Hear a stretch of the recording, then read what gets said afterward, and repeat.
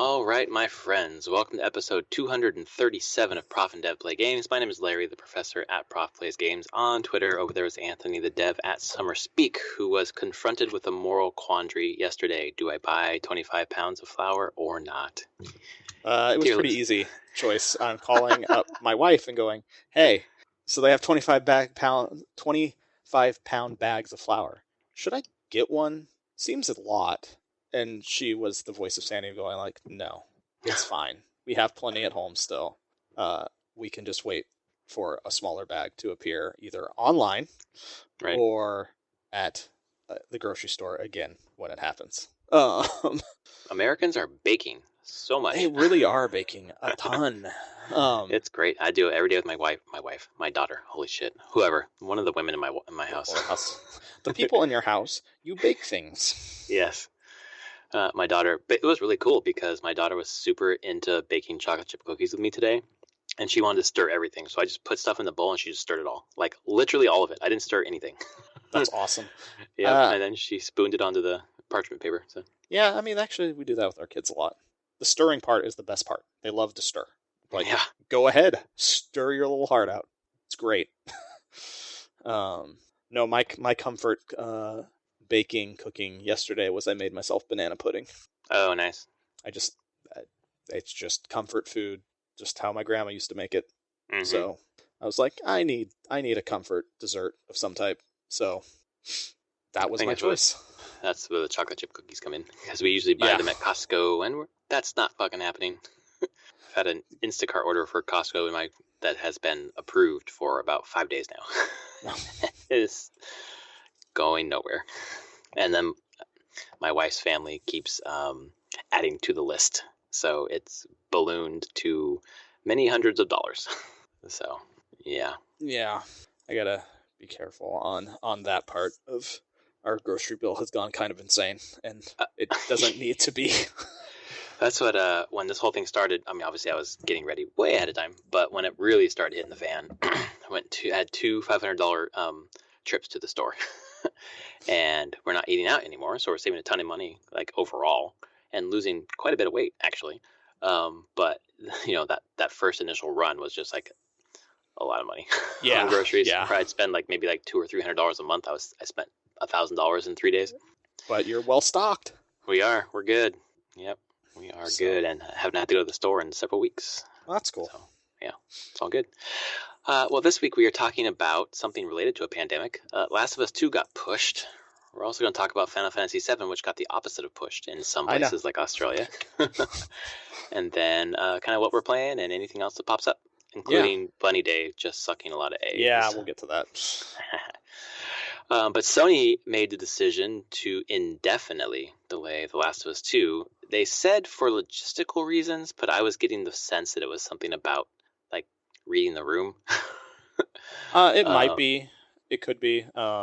I was seeing stuff on through Twitter and everything that I think it was Jason Schreier who was like connections he had that said the game was basically done. Right. Like it's ready to go. And this isn't like giving them more time to necessarily work on the game. I guess they get it now if they want it. Right. Maybe squash more bugs or whatever else. Yeah, but I mean, it was effectively done and going to be ready to ship here and go gold. Honestly, it was the end of May, so they'd probably be going gold now-ish. Right. But so, yeah, I mean, you could totally just be reading the room, being like, yeah, we don't want to release a brutal game about post-apocalyptic Seattle area and what is feeling like slight post-apocalyptic real world. Yep. But then also there's probably the true case of people can't go out and actually physically buy this goddamn thing. Right. And to ship it, I mean, I purchased a couple things recently online that have been pushed back to the end of April simply because it's not a priority, like a cooling rack for all my fucking baking. Like, I don't need that. Yeah. And they know I don't need it, so they're, prioritizing rightly things that people need. Yeah. So I could see them just also being like, this is going to hurt our bottom line on the launch of this game, and this is not how we want to do it. So we're not. And because it was that and then Iron Man VR. Yeah. I was confused about that one simply because I thought that would be a digital only anyways. Were they planning on a I don't box know in the store kind of thing? I have no clue. Sucks for your friend's company. Yeah, but I guess it's just, I mean, those were their post Final Fantasy VII. Right. Were the kind of like their big VR thing, and they're just straight up big game. It does make me wonder if Ghost of Tsushima is going to be pushed. I would imagine if it's logistical, yes. I mean, they don't want to do it yet. Well, maybe they'll. Yeah, they can wait. June, I believe. June. Mm-hmm. Right. They'll probably wait until beginning of May, and they'll be like, yeah, make that decision then, depending on what the state of things actually are at that point. If people are still in full-on lockdown, or if non-essential businesses can be open again. I think that's probably the key thing. Is it going to be realistic that someone could actually be able to walk into a store and buy this? Right. Yeah, I know. At my college, they just made the decision we'll be fully online for summer. So I'm locked down until August. I don't have to go anywhere. Yeah, but that might not mean that the state's still on a lockdown at that point. Correct. I'm sure it's going to be a slow rollback of things, though, and it's not going to be an immediate like, oh, everything's cool now. It just may no longer be stay-at-home order. Right. Which, funny fact, they don't call it stay-at-home order in Washington State. What do they call it in Washington State? They were calling it stay home, stay safe, or stay healthy. Oh, yeah. That's good. Because have you ever looked up what stay-at-home orders actually are? Like that term and what it was meant for? Does it mean that you literally can't leave your house? Yeah, and it's meant like there was a nuclear bomb dropped. There was shit. It like the phrase is meant for like high escalation things of like this is war, like a wartime thing where it's like you get in your bunker so you don't die, right? Like end of the world kind of stuff. And there's some stuff like I get it up here. There's a big, I think, one call for the east side of the state that would probably freak out on that terminology being used. Like really freak out. Like government is collapsing, I must protect myself sort of thing. So they're like, we're not going to call it a stay-at-home order. Right. We'll call it something else. Yeah, but if you look up the definition of that, you're like, oh, okay. I guess we don't actually have a in-between of everything's cool, oh my god, we're all going to die. You would think there would be something in the middle there, but there's not. Well, there probably will be later now we've experienced this. We're like, we should have some other term for this. So I have a feeling like that stay-at-home stuff may be relaxed a bit going forward, but by how much, what it is, I don't know, and when, I don't know. California in the Bay Area, which was the first place here, at least, maybe nationally, I'm not sure. They called it shelter in place. Yes. And then they quickly changed it from that. Actually, I think it is shelter in place is the one. Well, they're not referring to that in the news, at least, even though that might be the official term. I think that's the thing that they want people to not use. Yeah, because that sounds like bombs have dropped. Yeah, I mean, it was like for chemical defense, radiological, chemical, like crazy stuff. Yes. But yeah. Right, like if you go outside, you breathe the air and you die. Don't do that. Yeah, pretty much. So in my neighborhood, you can't really tell anything's different. Everyone's out playing with each other, hanging out, drinking beers, like in each other's faces. Like they're inoculated and safe, I guess. Yeah, that's not the Seattle area. We are pretty well locked down. Which is why Last of Us 2 is. I wonder if that was set in a different city, if we'd be having a different conversation, or if it really is just logistics. I mean, it's probably a little of both, honestly. They want to have the big launch and the big, the hype, and you can't really have that right now for sure. No, I think that will be very muted in this atmosphere. Even if they did go ahead and release it, it's just going to be there and gone. And this is their flagship game for the year. Right. So yeah, I can totally see them just being like, nope, don't even want to deal with this. But the indefinite part is kind of crazy. That is interesting because it makes sense with the reality of we don't know like the landscape when we could actually put this thing out. But then why wasn't something like Final Fantasy VII delayed? Was it already? It's already in the pipe. Yeah. Yeah. Okay. That's my thought there. And Sony doesn't control that. Square does. Yeah. It doesn't look like Square's preventing anything from coming out. They're just going. But yeah, I think I'm curious if Sony first party Sony stuff is going to be all in a little bit of a disarray for a while. And maybe that in one of the rings, maybe Ghost of Tsushima won't slip and it will stay in June. They just didn't want to put Last of Us 2 closer to it. And they're just like, fine, they'll just leapfrog it and put Ghosts out first. Yeah. I mean, still, I think Last of Us 2 would make a great fall game, so it's, it's supposed to be last fall, might as well. Yeah. I don't know. I feel like we might be swinging back into the cycle of the virus, but...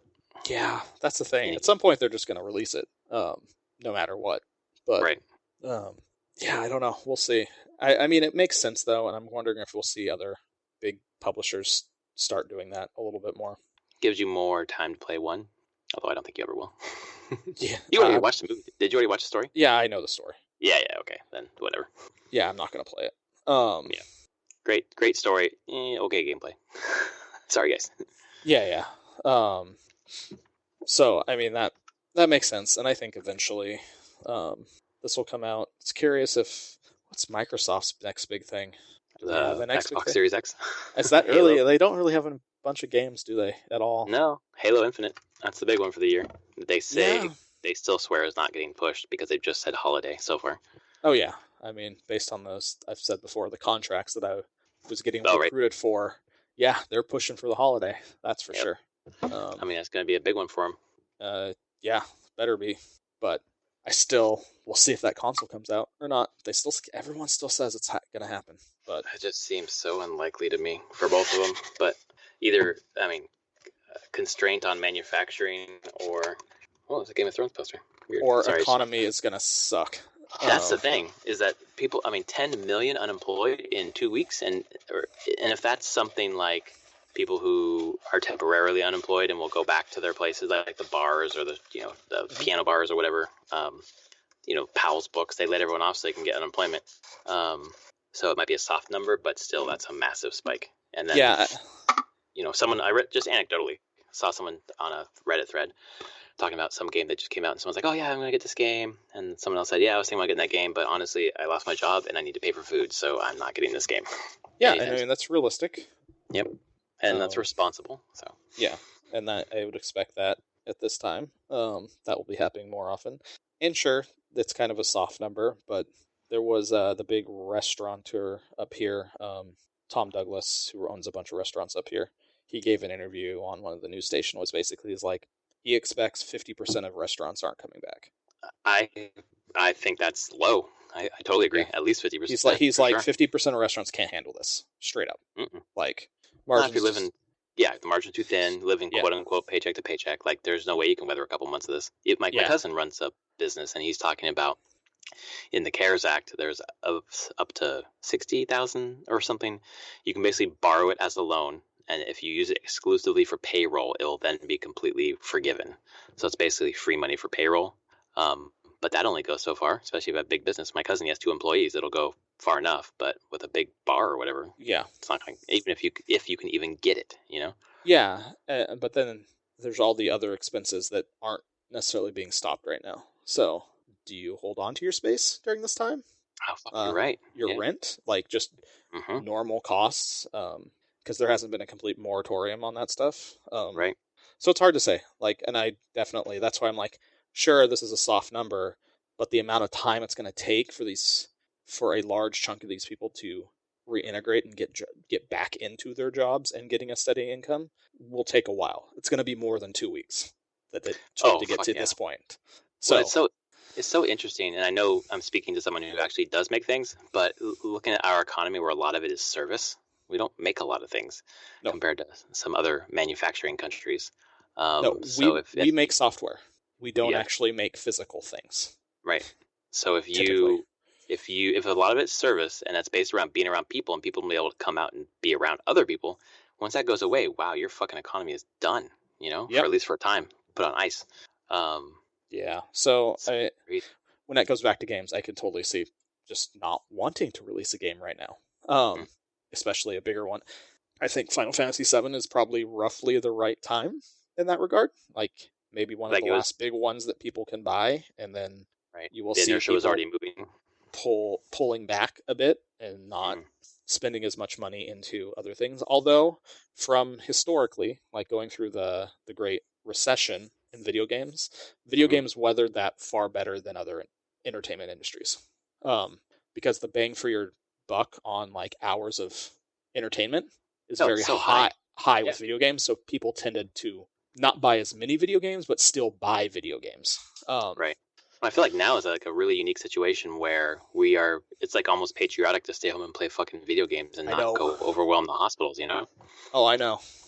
So there's that bump at least. Yeah. This week at work, for example, there's a software that I use, a couple different softwares that I use, software packages that I use for evaluations, and one of them is completely online and one of them is completely face-to-face. And the face-to-face one is done. Yeah. Then I'm on a sales call with the other guys talking about how to up how much we use that one, and it's like a unique situation for them where they're going to basically benefit, and not in a way that they're being gross about it, but it's just inevitable. Yeah. And we're talking about people playing games. Yesterday was the highest concurrent users on Steam ever.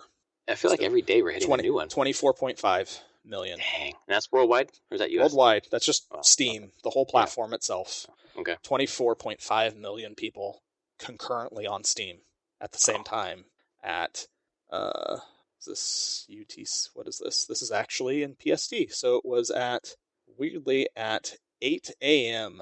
8 a.m.? 8 a.m. PST. So that means that a majority of the people were not on the West Coast, perhaps. No. That would have been, that's noon GMT.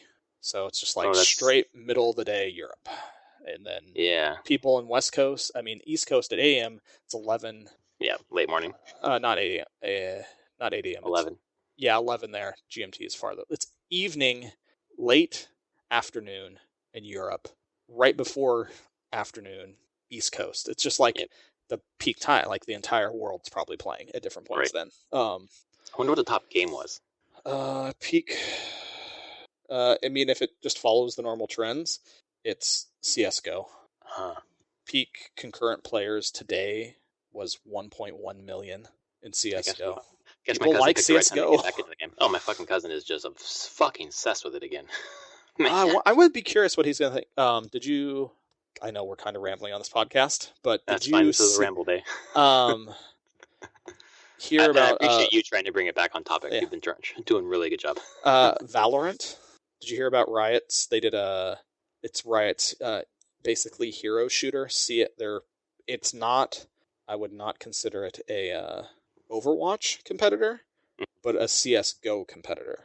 Take hero characters and put that into CSGO.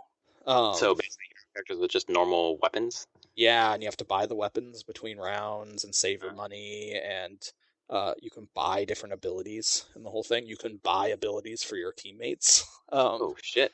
But they have hero abilities, like big, grand abilities. But it's still very much more of a CS game than an Overwatch. Is that in beta or is that released? So this is how they did it, and this is actually kind of crazy. So what was Friday today was the 5th, so Friday is the 3rd. Yeah. So earlier in the week, the weekend before, they invited a bunch of streamers down that they personally picked, flew them to Riot, to where they're doing. What? They could bring a portable hard drive, and they could record their play with the game while there. So during the outbreak, they flew people across the country? Did they fly them? Maybe they didn't fly them. Maybe that was the original plan, was that they were going to fly them, but they couldn't anymore. So they gave them beta, and they could play, but they couldn't stream anything that day. They had to record it all, and then they could edit it.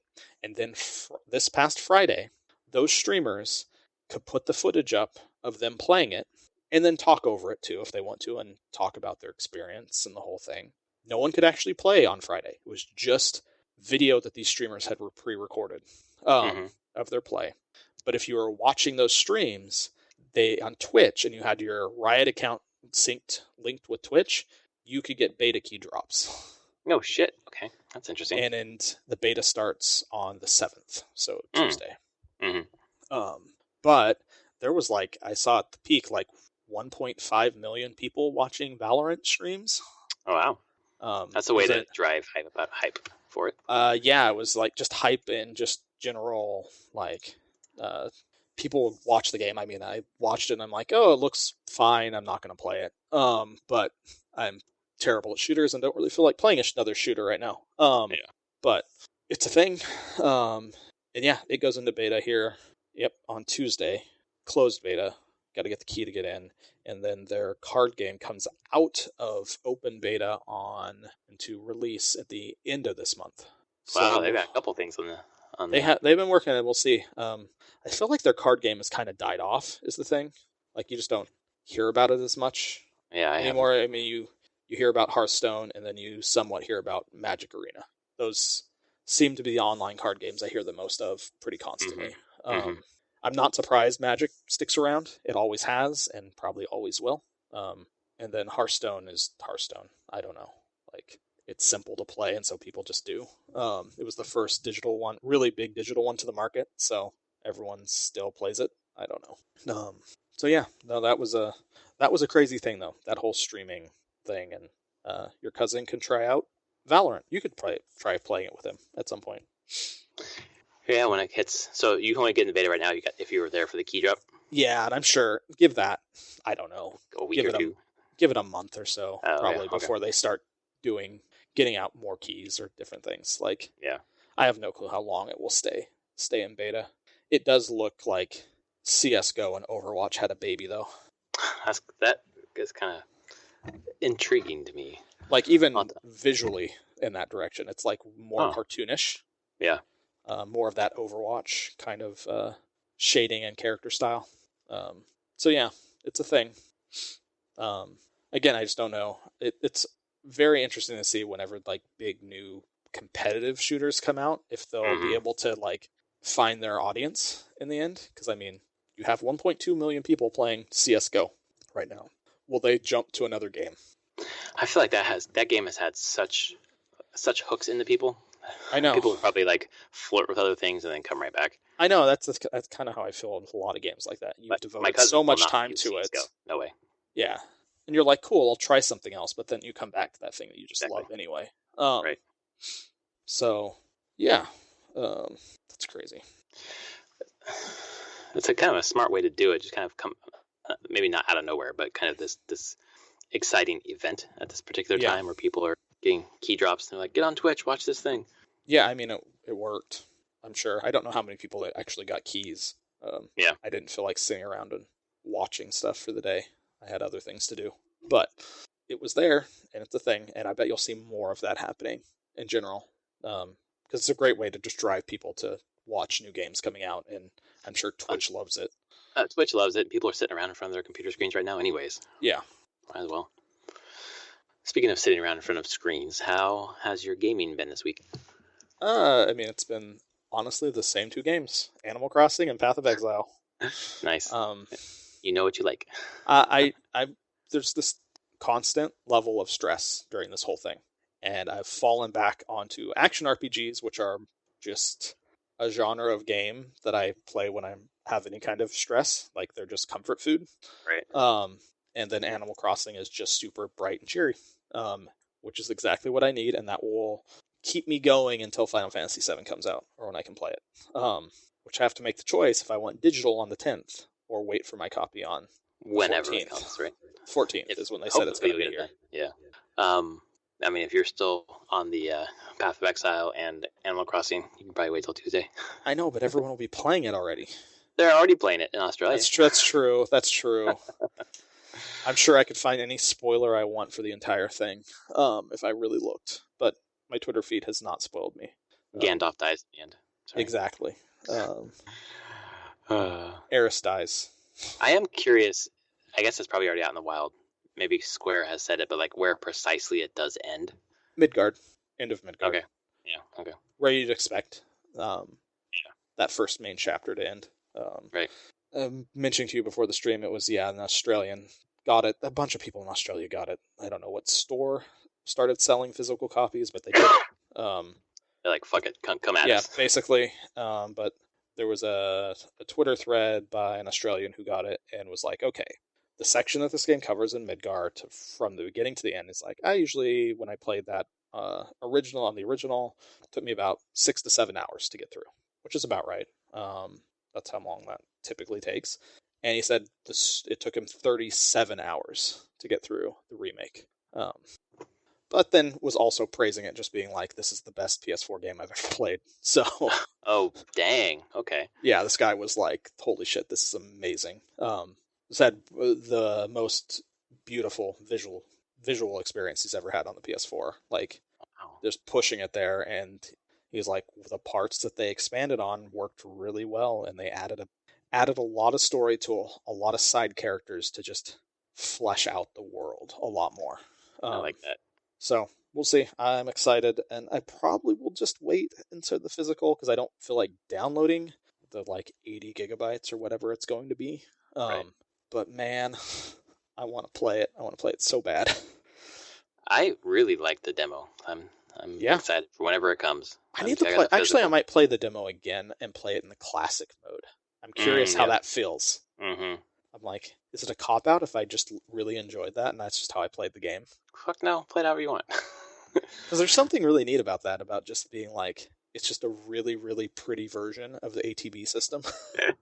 Right, exactly. I think that's totally legit. I would do that. If I didn't have fucking PTSD about that game. Fucking going over to Travis's house all the time and fucking just... That's true. Watching him play that game and just like being bored out of my mind. Like, wasn't talking, we weren't hanging out. He was just playing that game for hours, and it's like, well, great. Fuck am I here? Totally. I mean, I was happy because I got out of my fucking house, but that's true. I just went and hung out with his parents instead. Oh, that's true. It's like, I like games and all, but this is not exactly one that's super exciting for me to watch. I'd rather be playing it. Kind of thing. What, you don't want to watch someone just grinding for hours? No, that's exactly what it was, man. Fuck. Oh man. So what I've been playing, I don't know if you've ever heard of this game. It's might have come like under the radar. Really beautiful game. It's called Horizon Zero Dawn. Haven't heard of it. Nope. Nah. Story. Let me tell you, man. The story is really good. When you finally fucking told you. When you finally understand what the fuck is happening. In that you play consistently over a period of days and finally piece it all together. I've just discovered I have 3 quests till the end of the main line, at least. I was in basically the Zero Dawn facility where there are all the holograms and telling you all about different parts of Gaia or the subsystems of Gaia. Yep.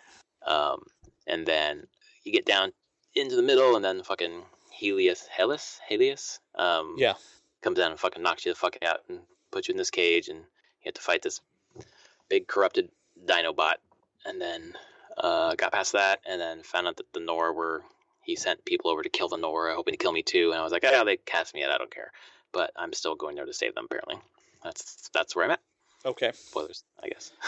I mean, spoilers. So, does it explain what happened to the human race at that point? It was that the Dinobots went out of control, wasn't it? The Pharaoh plague basically took them over and everything destroyed.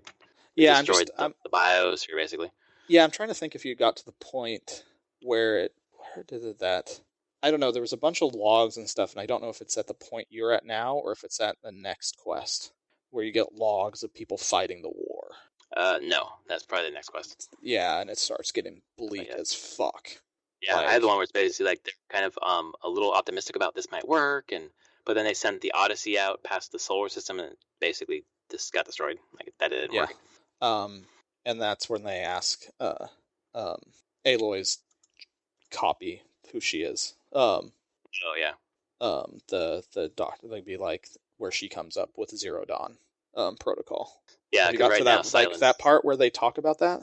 Like there's a hologram of is this Elizabeth? Yeah, Elizabeth Sogard or whatever her name is. Yeah, and there's like holograms of her talking with the head of Pharaoh about like the only solution that's left. Right. Which is the Zero Dawn protocol or whatever they call it. Yep. That was a cool part of just that whole piece there was like, oh, okay, this is all coming together for me now. Yeah. And then Silence is talking about like you're not born of a human, you're born of a machine, and maybe you are, maybe not. Let's go figure it out. Okay, so you're at that part. am. The next thing. Okay, we'll do that. Yeah. You'll have some pretty interesting stuff. There's more interesting story stuff to come. There's a couple more twists and turns, and a couple more pieces that lock into place to the overall world story. Yeah, I have a feeling Silence is going to be not the best guy in the world. How could you guess? I mean, they play him as like a fucking dick and like antagonistic toward him, and it's like sometimes when stories do that, it's like, oh, but they're really your friend, and he came and saved her, so it's like, oh, he really is my friend. No, he's not. He's probably a complete asshole. So it's a little bit more gray than that, but good. I'm glad. I'd like to see it more just gray. in a little bit more. I mean, he's definitely he's out for himself and his own motivations, right? But they are not purely evil motivations. Yeah, that's a good gray character. Yeah, but of course, like you can't really trust him, and the game never makes it feel like you can truly trust him. So they did a good job there. But there's other pieces. There's that. I mean, that's less of a twist because you kind of just see that as the natural progression there. But there's just a couple another couple twists that really change a few things. I hope at the end of the game, Aloy does not just wake up and be like, "Oh, that was all a dream." No. Oh man, is it a post-credit scene? Elizabeth, I think that you might have to stick around for the post-credits. Okay, there's a pretty somber scene after it, but it was really, really touching. I think it's after the credits or during the credits. I'm trying to see if I can find it. If it's no, those are videos. I don't want to look at a video. There's a cutscene after all the main quests. That's right, and I don't know if it's before the credits or after the credits, but there is one final cutscene that kind of puts stuff together in some ways, especially with Elizabeth. Kind of puts a nice bow on that story. So, but it still sets up the idea that you will have a sequel in some sort, right? Could be. I mean, Aloy's still around, so yeah, right. There's no. There is a couple pieces that are still. I don't remember exactly where all these scenes are. There's a couple scenes at the end that make it be like, okay, there could be more story to tell.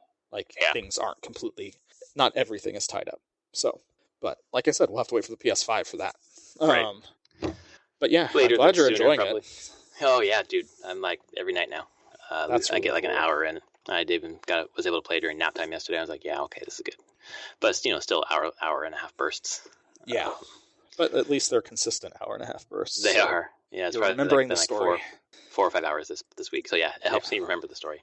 And then obviously playing games with my daughter, but I purchased but have not yet played Diablo 3 for the Switch. It hit my 50% off price point that I was waiting for. So well, guess we'll need to be playing that. Yes, I'm looking very forward to that. That could be one of our game nights. That's totally easy to do. Yes, totally, because we'll be on our Switch at night. Although there's no voice chat over Switch, we'll just have to be on the phone or something. Yeah, whatever. That's easy Discord. Enough. Yeah. Did you see the COVID-19 bundle on Humble? I did. It's fucking massive. Yeah, and I do. I mean, I would tell anyone if they want to support a good charity operation for it. Humble's great. I mean, they've raised $5.5 million now on bundles. Yeah, it's that's 5.5 million raised for charity and counting. Yep. Is that just for the COVID bundle? No, that's just the COVID bundle. Yeah, that's just a COVID bundle. Yeah, 5.5 million. Yep. Good Christ! Wow. There's a lot of good games and stuff in here. Like, there's a lot of games, and then there's a bunch of like audiobooks and books and some comics and which is like Saga Volume 1. That's awesome. Yeah. I just read his other one, Paper Girls. Oh, I haven't read that one. It's good. I haven't read Saga. I'm going to have to dig into it. Saga's good. It's weird, but it's good. Yeah. Paper Girls is less weird, so that's good. Yeah. Saga is definitely reading. You're like, comic books. Correct. Independent comic books. Yep. Okay.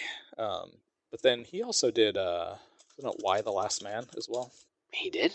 Yeah, Brian K. Vaughan. Oh, shit, I didn't realize that. Yeah, Y the Last Man was fantastic. Yeah.